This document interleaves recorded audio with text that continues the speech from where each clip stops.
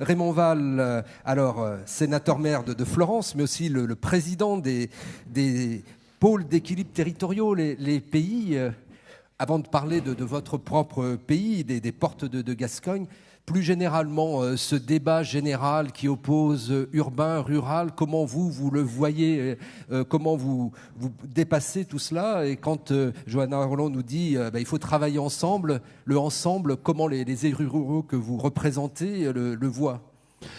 Bien, d'abord, je voudrais vous remercier de m'avoir invité. Et c'est vrai que j'ai écouté tous les intervenants jusqu'à présent.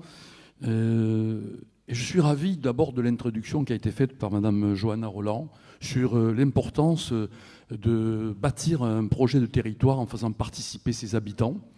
J'ai été également très impressionné par ce qu'a dit Madame Nathalie Appéré sur cette vision qu'on peut avoir quand on est maire d'une grande ville et qu'on est intégré dans un grand ensemble comme celui de Loire en Bretagne, de commencer à percevoir que nous devons absolument intégrer au plus large possible un territoire. Un tweet qui nous dit tous les territoires et en gros écrit tous les territoires. Parce que, en fait, je ne sais pas si c'est France Stratégie, mais je crois que les chiffres qui sont aujourd'hui annoncés, c'est 82% de la richesse est concentrée sur les métropoles, les zones urbaines. Et que si nous ne prenons pas garde, en 2040, 72% de la population sera dans des zones urbaines. Je ne dis pas métropolitaines, mais urbaines. Donc ces chiffres, je les vis, monsieur. Vous m'avez demandé comment je le voyais. Moi, je vais vous dire ce que je ressens. Je suis dans un département qui s'appelle le département du Gers, où nous avons un potentiel fiscal qui est l'avant-dernier de l'ancienne région Midi-Pyrénées. Et c'est vrai que, pour autant qu'on ait une capitale et cette métropole aujourd'hui de Toulouse, avec 800 000 habitants, mais à 60 km de la métropole, c'est la désertification, avec 7 jeunes sur 10 qui partent, parce qu'il n'y a pas la possibilité de fixer de la valeur ajoutée et donc du travail. Donc c'est vrai que moi j'étais ravi de ces différentes interventions, parce que, voilà, nous y sommes, et comment fait-on? Comment fait-on concrètement?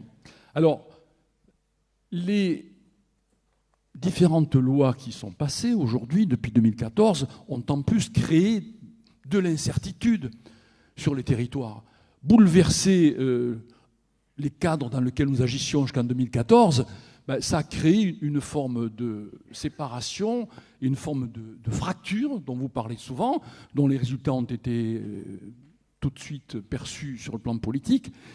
Et à l'inverse, donc, nous avons également, en voulant décentraliser, créé une nouvelle forme d'inquiétude par rapport aux tailles de ces nouvelles régions, qui ont créé en quelque sorte une nouvelle distance difficile aujourd'hui à réduire, ce qui fait que quand le gouvernement précédent a signé les 15 pactes État, innovation, métropole métropolitaine d'innovation, nous avons perçu une lueur d'espoir, parce que dans ces pactes, il y a à l'article 2 une première décision pour travailler sur l'alliance des territoires qui prévoit une coopération avec un territoire les proche. Contrats de réciprocité. Et donc ces contrats de réciprocité. Mais avant qu'on y vienne, tout à l'heure, Romain Pasquier disait, mais le problème, c'est la fragmentation.